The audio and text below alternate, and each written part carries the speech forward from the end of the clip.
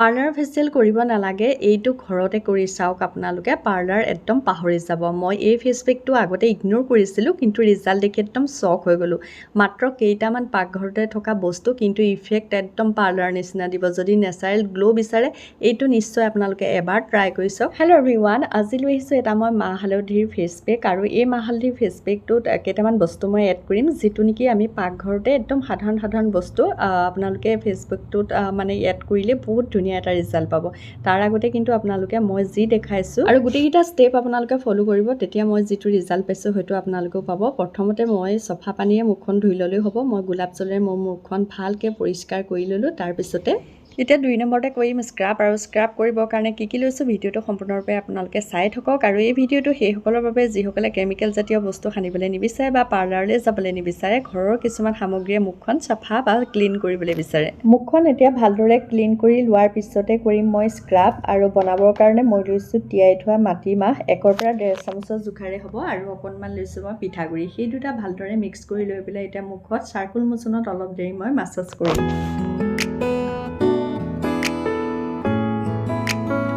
2 পৰা 3 মিনিট সময় আমি ভালদৰে চাৰ্কুল মোচনত বা তলৰ পৰা ওপৰলৈ লাহে লাহে মাছাজ কৰি দিম। স্কিনত খুব জোৰকৈ মাছাজটো কৰিব নালাগে, লাহে লাহে। মই যিহেতু ভিডিঅ'টো অকণমান স্পীড কৰি দিওঁ, আগৰ ভিডিঅ'টো কৈছোঁ মই, সেইটো কাৰণে আপোনালোকে বেছি স্পীডত কৰা আগতে লাগে আৰু বেছি জোৰকৈ কৰি থকা আগতে লাগে। সেইকাৰণে কৈছোঁ অলপ লাহে লাহে কৰিব। প্ৰায়ভাগ মোৰ শেষেই হ'ল, গতিকে স্ক্ৰাবটো কৰিলে মুখৰ ওপৰত যিবিলাক আমাৰ মৰা কোষ থাকে সেইবিলাক আঁতৰাই দিয়ে। আৰু দৈনিক যিবিলাক আমাৰ ধূলি মাটি তেল জমা হয় আমাৰ স্কিনত, সেইবিলাক স্ক্ৰাব কৰিলে বেছি ধুনীয়াকৈ ক্লিন হৈ যায়। গতিকে স্কিনৰ গ্ল' বাঢ়ে, পিম্পলছবিলাকো কমায়, ব্লেক হেড হোৱাইট হেডছ সেইবিলাকো কম কৰে। আৰু ফেচ পেকটোৱে বিশেষকৈ বহুত ধুনীয়া কাম কৰে। আৰু প্ৰথমবাৰ এই স্ক্ৰাবটো কৰি মোৰ ইমানেই ভাল লাগিছে নহয়, আমাৰ নোমৰ কাষত যিবিলাক লেতেৰা থাকে হাতত মানে লাগি অহা গতে লাগিছে, বহুত লেতেৰা কিবাকিবি ওলাই অহা গতে লাগে। আৰু আমাৰ স্কিনত থকা সৰু সৰু নোমবোৰো বহুত পৰিমাণে চাফা হৈ যায় কিন্তু দেই।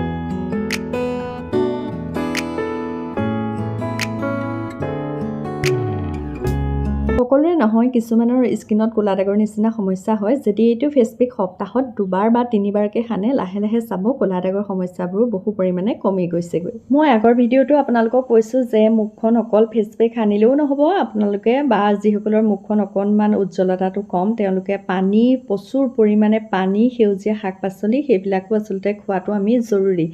তেতিয়া স্কিনখন আচলতে ভিতৰৰ পৰা গ্ল' কৰে, যিটো নেকি মই একেবাৰে নকৰোঁ। মানে তেনেকুৱা হ'ব নালাগে। তথাপিতো আপোনালোকক যিটো ফেচ পেক মই ভাল বুলি ভাবোঁ বা নিজৰ লগত সানি চাওঁ, সেইটো আপোনালোকলৈ আগবঢ়াম। এতিয়া কৰিম মাছাজ। আৰু মাছাজ কৰিবৰ কাৰণে মই লৈছোঁ অকণমান কেঁচা গাখীৰ আৰু অকণমান লৈছোঁ মৌজোল। বাতি এটাতো ল'ব পাৰে, মই বাতি চাতি লোৱা নাই আৰু হাততে লৈছোঁ। হাতত লৈ পেলাই ধুনীয়াকৈ মিক্স কৰি এতিয়া আৰু মাছাজ কৰিম। এতিয়া মুখখন খুব বেছি 1 পৰা 2 মিনিট মাছাজ কৰিম, তেতিয়া ব্লাড চাৰ্কুলেশ্যনটো বাঢ়ে মুখত। আৰু কি হয়, ফেচ মাছাজ কৰিলে আচলতে আমাৰ স্কিনখন খুব ধুনীয়াকৈ ৰিলেক্স লাগে, ফাইন লাইনবিলাকো কম কৰে। গতিকে মুখৰ উজ্জ্বলতাটো বহু পৰিমাণে বাঢ়িছে।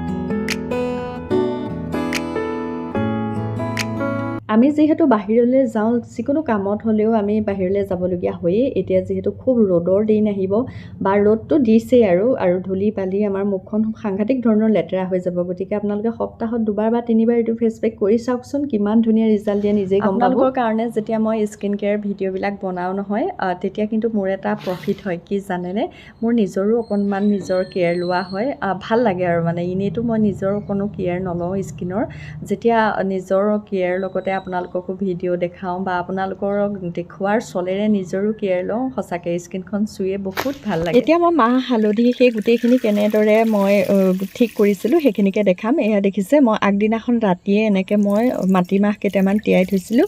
তাৰপৰা চাউল লৈছিলোঁ কেইটামান, আৰু চাউলো এটা এক্সট্ৰা বাতিত এনেকৈ পানীত মই তিয়াই থৈছিলোঁ। 2-3 ঘণ্টা তিয়াই থ'লেই হ'ব আৰু চাউলকেইটা। কিন্তু মাটিমাহকেইটা মই আগদিনাখনেই তিয়াই থৈছিলোঁ, যিহেতু পিছদিনাখন গৰু বিহু আছিলে। ভাবিছিলোঁ পিছদিনাখন নহয় দেই, 2 দিনৰ আগৰ ভিডিঅ' এইটো। মই গৰু বিহুলৈ আপোনালোকক এই ভিডিঅ'টো দিম বুলি ভাবিছিলোঁ, সেইটো কাৰণে মই মানে এইটো চবখিনি ৰেডি কৰিছিলোঁ বিহু বুলিয়ে। ঠিক আছে, তেতিয়াহ'লে এতিয়া মই ইয়াত অকণমান হালধিও দিলোঁ। হালধি দি পেলাই আমাৰ মিক্সিটো মন নকৰিব দেই, মই হালধি পিচি থকা হয় মানে। কেঁচা হালধি দিলোঁ, চাউল দিলোঁ কেইটামান, আৰৈ চাউল আৰু মাটিমাহ, সেইকেইটা বস্তু ধুনীয়াকৈ মিক্স কৰি লৈ মিক্সিত পিচি ল'লোঁ। যদি মিক্সিত নাথাকে পটাত পিচি ল'লেও হ'ব দেই। তাৰপাছতে ইয়াৰ কেঁচা গাখীৰ ল'লোঁ, অকণমান মৌ ল'লোঁ, সানি ল'লোঁ। সেই গোটেইকেইটা বস্তু মিক্স কৰি ল'ম ধুনীয়াকৈ। মিক্স কৰি লোৱাৰ পিছতে মুখত ধুনীয়াকৈ সানি দিম।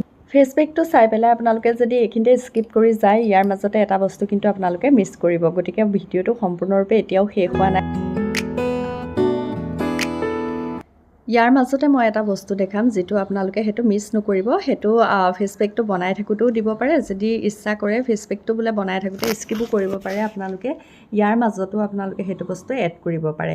আৰু লাহে লাহে এতিয়া খুব ধুনীয়াকৈ মই মাহ হালধিখিনি লগাই ল'লোঁ। লগাই লোৱাৰ পাছতে ডিঙিটো লগাব লাগে। আচলতে ডিঙিটো যদি অকণমান ক'লা নিচিনা হৈ থাকিব বেয়া লাগে, কাৰণ মই এইটো কৈছোঁ আপোনালোকে 100% ৰিজাল্ট পাবই।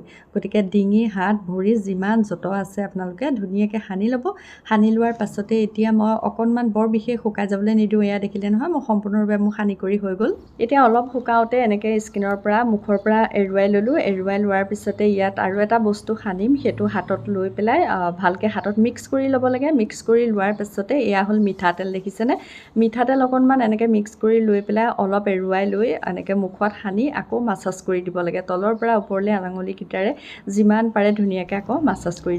আৰু মিঠাতেলখিনি আপোনালোকে যেতিয়া ফেচ পেকটো বনায় তেতিয়া তাতো এড কৰিব পাৰে। যদি ইচ্ছা নকৰে এনেকৈ মই যেনেকৈ সানিছোঁ তেনেকৈও সানিব পাৰে। মিঠাতেল লৈ অলপ সময় যেতিয়া এনেকৈ তলৰ পৰা ওপৰলৈ ভালকৈ চফ্টলি যেতিয়া মাছাজটো কৰিব, কৰি থাকোঁতে যেতিয়া অকণমান ড্ৰাই হৈ যোৱাৰ আগতে মানে অকণমান শুকান শুকান ভাৱ এটা আহিব নহয়, তেতিয়া হাতত অকণমান পানী ল'ব। পানী লৈ আকৌ পুনৰ তেনেকৈ মাছাজ কৰি দিব। যিমান পাৰে লাহে লাহে পানী অকণমান লৈ পেলাই মাছাজ কৰি দিব লাগে। তেতিয়া বহুতখিনি আৰু বেছি ধুনীয়াকৈ আচলতে চাফা হৈ যায়। তাৰপিছত আকৌ অকণমান সময় ৰৈ দিব, মানে ধৰক 5ৰ পৰা 6 মিনিট সময় ৰৈ দিলেই হ'ব। আৰু তাৰপৰা চফা পানীৰে মুখখন খুব ধুনীয়াকৈ ধুই দিব। দেখিব আপোনালোকে মুখখন কিমান ধুনীয়াকৈ গ্ল'য়িং কৰিব। স্কিনত ক'লা দাগ থাকিলে সেইবিলাকো বহু পৰিমাণে কমিব। যদি ছানবাৰ্ণ হৈ থাকে সেইবিলাকো বহুত নাইকিয়া হৈ যাব। আৰু বিশেষকৈ মাহ হালধিটো কি হয়, আমি যিকোনো বিয়াতেই হওক বা যিকোনো অকেজনতহে সনা হয়, নহয়নে? গতিকে মাহ হালধি বুলি ক'লে আৰু বিয়া বুলিয়ে জানো, কিন্তু মাহ হালধিটোত যদি কেইটামান বস্তু ধুনীয়াকৈ এড কৰি এনেকৈও ফেচ পেকটো লগোৱা হয় নহয়, খুব ধুনীয়া আৰু ধুনীয়া ৰিজাল্ট দিয়ে। এনেও চিম্পুলকৈ যদি মাহ হালধিটো সানি লগোৱা হয় তেতিয়াও ভাল লাগে, কিন্তু তাত যদি এই বস্তুকেইটা এড কৰি পেলাইও সনা হয় নহয়, তেতিয়া আৰু খুব ধুনীয়াকৈ ৰিজাল্টটো দিয়ে। গতিকে যিসকল এতিয়া বহাগত যদি কাৰোবাৰ বিয়া আছে, এইটো ফেচ পেক আপোনালোকে অলপ দিনৰ আগৰ পৰা নিশ্চয় ট্ৰাই কৰিব বুলি আশা কৰিলোঁ। ভিডিঅ'বিলাক ক'ৰ পৰা চাইছে আপোনালোকে তলত কমেণ্ট এটা কৰি ক'বচোন। মোৰো জানিবলৈ মন যায় আপোনালোকেনো ক'ৰ পৰা মোৰ ভিডিঅ'বিলাক চাই থাকে। আৰু যিসকল নতুনকৈ আহিছে আপোনালোকে ছাবস্ক্ৰাইব কৰি দিব, তেতিয়া কি হয় মই যেতিয়াই ভিডিঅ' দিম পোনপ্ৰথমে আপোনালোকে চাবলৈ পাব। যদি ভিডিঅ'টো ভাল লাগিছে আপোনালোকে ছেভ কৰি থ'ব, পিছত নিজে যেতিয়া এই ফেচ পেকটো সানিবলৈ বিচাৰে চাই ল'ব পাৰিব। নহ'লে কাৰোবাক যদি প্ৰয়োজন বুলি ভাবে কাৰোবাক শ্বেয়াৰ কৰিও দিব পাৰে।